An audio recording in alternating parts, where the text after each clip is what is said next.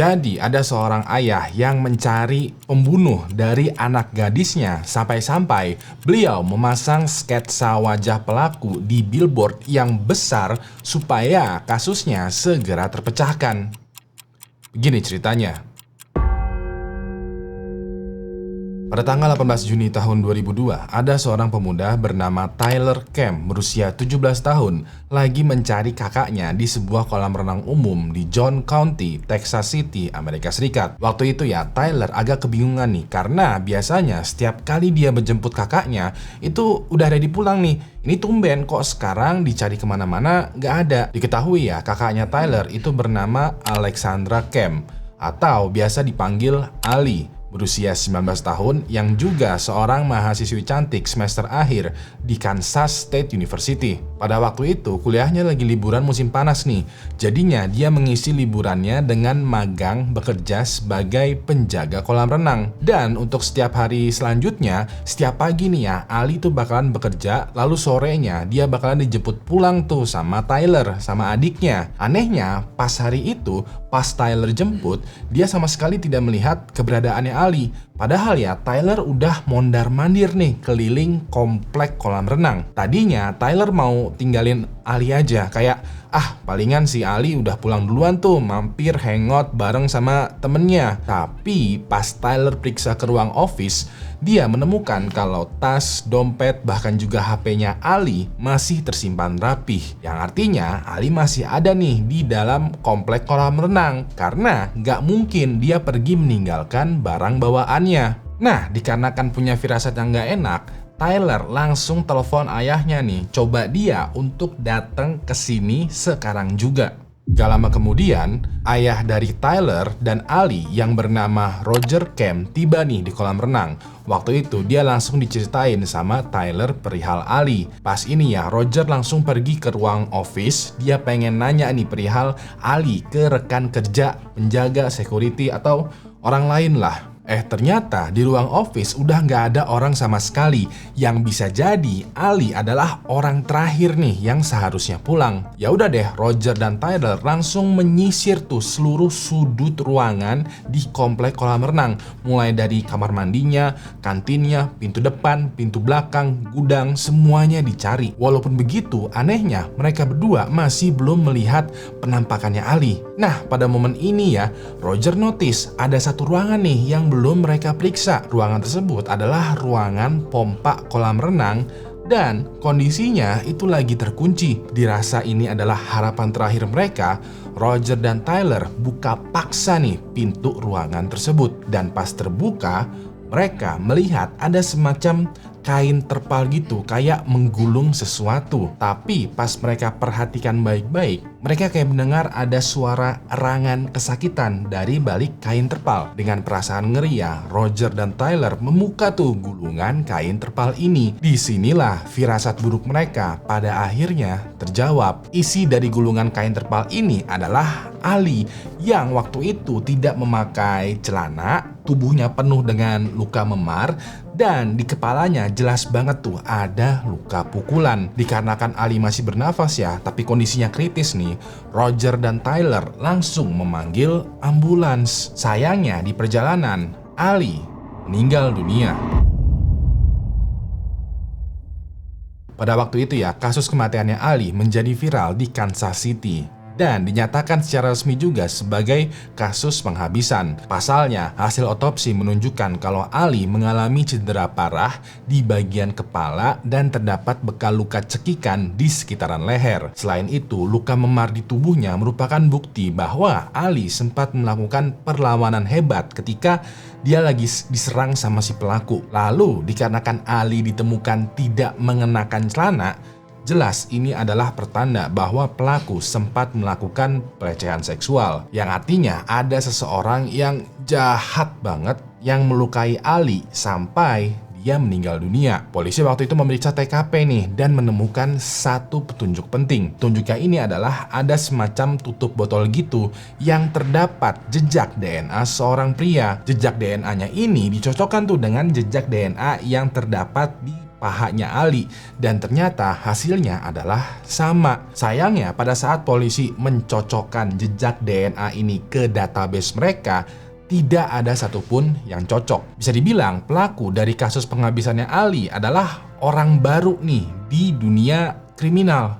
Pas ini, dikarenakan kebrutalan kasusnya Ali, polisi berhipotesis kalau pelakunya mungkin adalah seseorang yang dekat dengan Ali. Pas itu, polisi langsung memeriksa seorang pria bernama Phil Howes yang diketahui juga adalah pacarnya Ali. Dalam interviewnya, Phil bercerita kalau pada saat Ali sedang bekerja di kolam renang, dia lagi bekerja di tempat lain. Selesai bekerja, Phil langsung main nih sama temennya, nongkrong-nongkrong gitulah. Polisi langsung memeriksa nih alibinya Phil sekaligus juga meminta sampel DNA dari dia. Hasilnya adalah alibinya Phil ini valid banget. Rekan kerja dan juga temennya memverifikasi alibinya dan tidak ada kesamaan dari DNA-nya Phil dengan DNA yang ditemukan di TKP. Bisa dibilang Phil langsung dicoret dari daftar tersangka. Walaupun begitu, Phil memberikan satu informasi yang krusial. Beberapa minggu terakhir, Ali sempat curhat nih kalau pas lagi bekerja di kolam renang,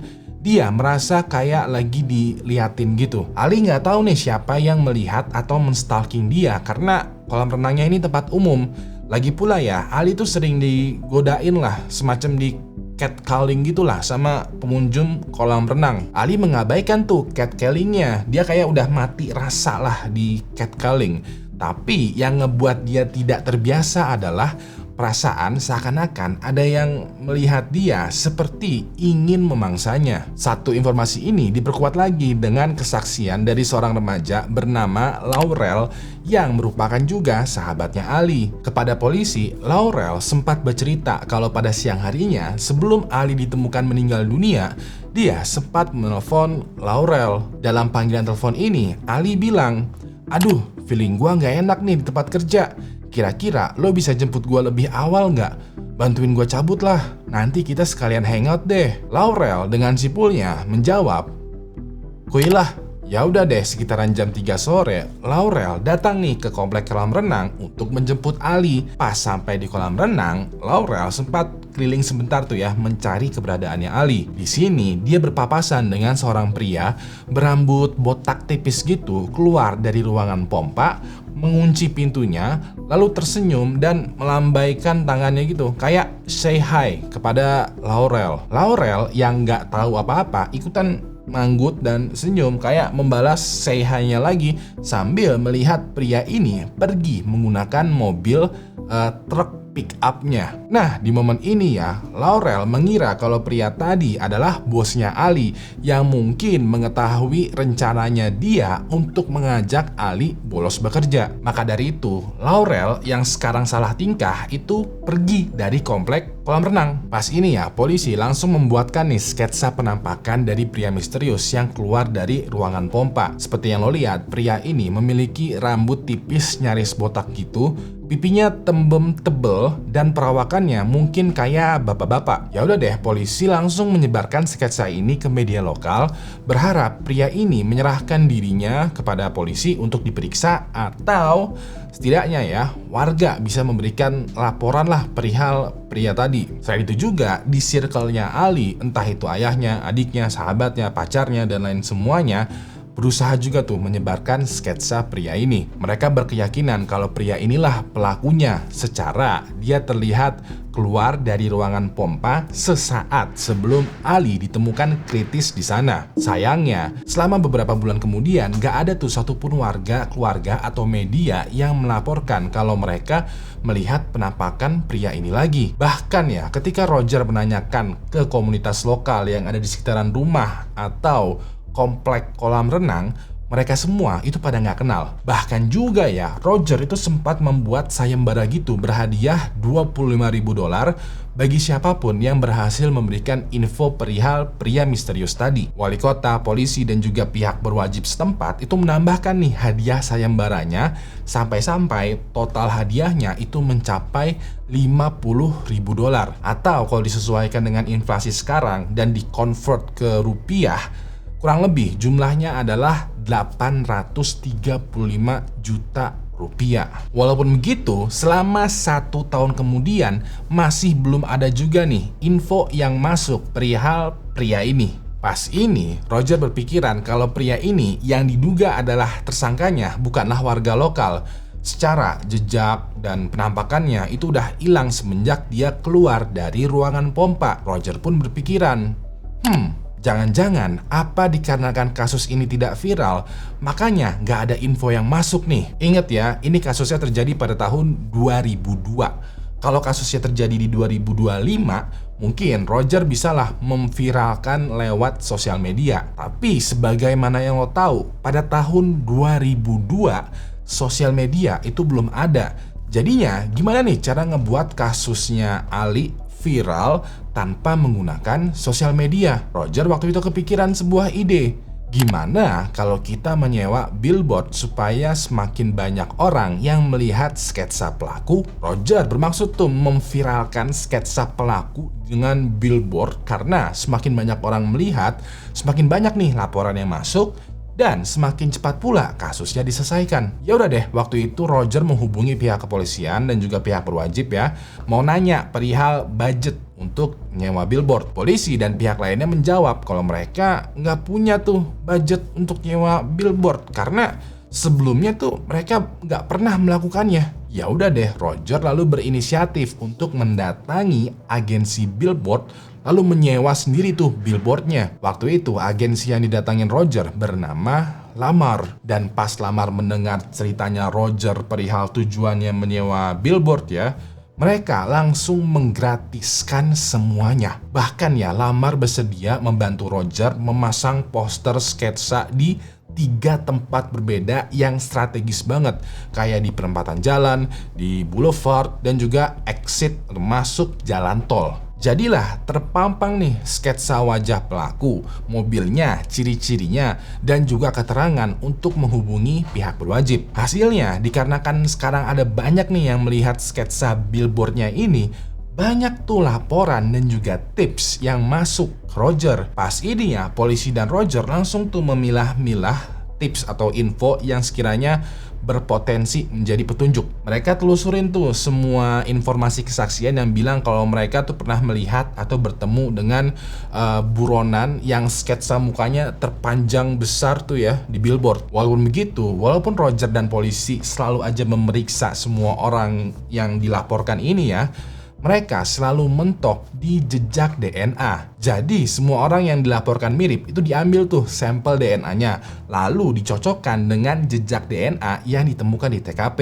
Dan hasilnya itu selalu aja tidak cocok. Sampai pada tahun 2004 atau sekitaran 2 tahun semenjak kematiannya Ali, polisi mendapati satu info yang bilang kalau tetangganya tuh mirip banget sama sketsa dari buronan. Seperti biasa, polisi ikutin nih prospek petunjuk ini dan ketahuanlah kalau tetangganya ini bernama Teddy Hoover. Yaudah deh, Teddy langsung dipanggil tuh ya ke kantor polisi untuk dimintai keterangan. Di ruang interogasi, polisi bisa melihat nih kalau Teddy itu kayak orang gugup. Selain itu juga, polisi mendapati informasi kalau Teddy sehari-harinya bekerja sebagai penjaga kolam renang, tapi bukan kolam renang umum, melainkan kolam renang pribadi rumah orang tajir lah. Dikarenakan mencurigakan banget ya, polisi meminta nih sampel DNA-nya Teddy. Walaupun begitu, Teddy menolak dengan tegas ya. Dia kayak beralasan kalau dia butuh dihadirkan pengacara kalau polisi mau meminta sampel DNA. Polisi makin curiga lagi dong, karena kalau dia beneran gak bersalah ya,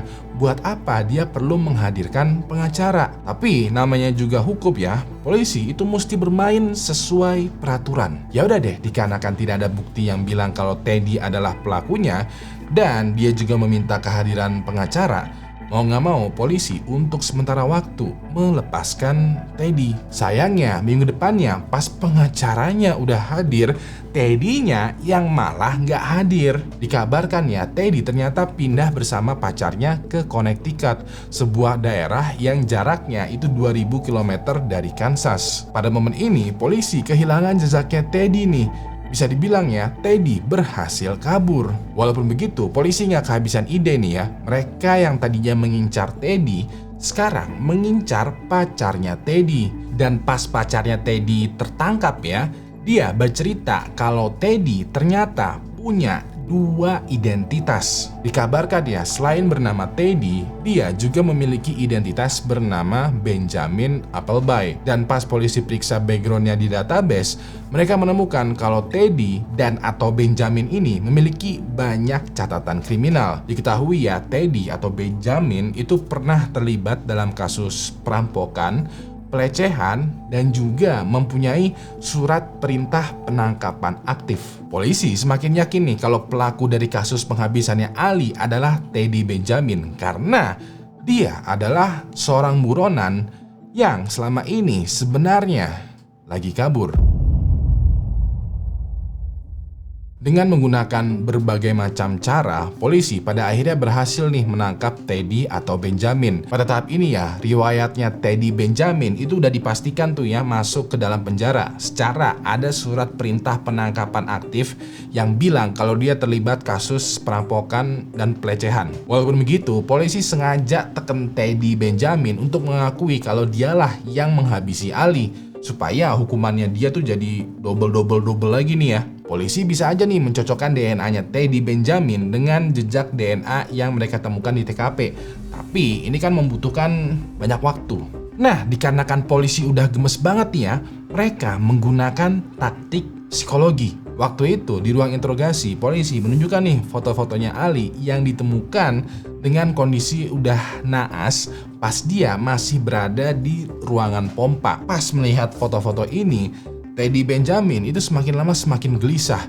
Dia kayak panik sendiri, gusar, pokoknya kayak cacing kepanasan lah. Di momen inilah Teddy Benjamin mengakui dua hal. Pertama, nama asli sebenarnya adalah Benjamin Appleby. Dia bercerita kalau Teddy Hoover sebenarnya adalah nama dari temennya yang udah lama meninggal. Sengaja dia menyamar dengan menggunakan Teddy Hoover karena dia gunakan itu untuk menghindari pengadilan. Kedua, Benjamin mengaku kalau yang menghabisi Ali sebenarnya adalah dirinya. Jadi, pada tanggal 18 Juni tahun 2002, sekitaran jam 3 sore, Benjamin ada janji nih ketemuan sama manajer perihal kerjasama perawatan dan pembersihan kolam renang. Pas lagi ngobrol-ngobrol dan lihat-lihat, dia malah fokus nih ke Ali yang emang udah menjadi sasarannya sejak lama. Ya udah deh, dengan modal nekat ya, Benjamin langsung nyamperin Ali, ngajak kenalan tuh ya. Mereka ngobrol-ngobrol gitulah. Pokoknya sambil Ali tuh kayak speak iblis gitu ke Ali. Kebetulan banget pada momen ngobrol ini mereka berdua lagi ada di dalam ruangan pompa. Nah, dikarenakan Ali udah punya pacar, dia coba tolak tuh dengan sopan godaan-godaan dari Benjamin. Tapi dikarenakan Benjamin ini orangnya agresif dan juga lagi birahi banget, dia nggak terima dengan penolakannya Ali. Waktu itu dia langsung mengunci ruangan pompa dan langsung melecehkan Ali. Ali jelas melawan dong, dia nggak terima, dia langsung berusaha tuh menghajar balik Benjamin. Sayangnya dikarenakan perbedaan kekuatan, Benjamin itu bisa tuh menghajar balik Ali sampai-sampai dia menjadi babak belur dan terkapar tidak berdaya. Dan pada momen inilah Benjamin melecehkan Ali dan menggulung tubuhnya dengan kain terpal. Gak lama kemudian Benjamin keluar nih dari ruangan pompa, lalu mengunci pintunya dari luar. Dan pas itu dia ngelihat Laurel yang lagi jalan mencari Ali. Supaya tidak dicurigai ya, Benjamin tersenyum manggut gitulah, kayak say hi gitu, lalu melengos pergi kabur dari komplek kolam renang. Nah, pengakuannya ini diperkuat lagi dengan jejak DNA dari TKP dan juga sampelnya Benjamin yang terbukti 100% cocok. Dengan ini, fix udah nih, pelaku dari penghabisannya Ali adalah Benjamin Appleby. Alhasil, pada tahun 2005, Benjamin dihukum dengan kurungan penjara selama 50 tahun. Sementara itu, di lain pihak, Roger itu mendirikan sebuah yayasan bernama Ali Camp Educational Foundation, sebuah yayasan yang bertujuan memberikan edukasi pelatihan bela diri bagi perempuan. Selain itu juga, pada tahun 2011, Roger mendapatkan penghargaan sebagai warga negara yang berkontribusi besar untuk masyarakat dari Presiden Barack Obama. Lalu pada tahun 2022 kemarin, Roger tutup usia pada umur 77 tahun. Dan sebagai bentuk kenangan terhadap dirinya, agensi billboard Lamar memasang wajahnya Roger di billboard selama seminggu penuh. Roger waktu itu meninggalkan sebuah warisan berupa program keselamatan yang telah melatih puluhan ribu orang dan mengubah cara beberapa departemen kepolisian ketika menangani kasus orang hilang dan kasus penghabisan.